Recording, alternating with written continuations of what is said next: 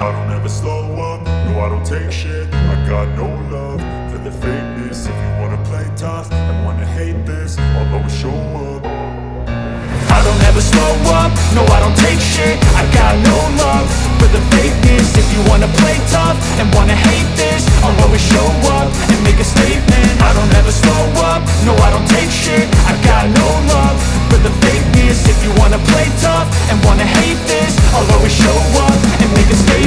Everything I do so instinctive and so passionate. Every word I move so descriptive like an adjective. I got a vendetta against people who patented being negative when you should be getting after it. I got facts over tracks. Карл, здравей! Първо искам да ти благодаря, че отдели време от подготовката си да ни посрещнеш тук на Белмекен. Как се чувстваш първо? Здравей! За мен е удоволствие и аз благодаря на вас, че отразявате нашия спорт и нашия труд все пак е видян.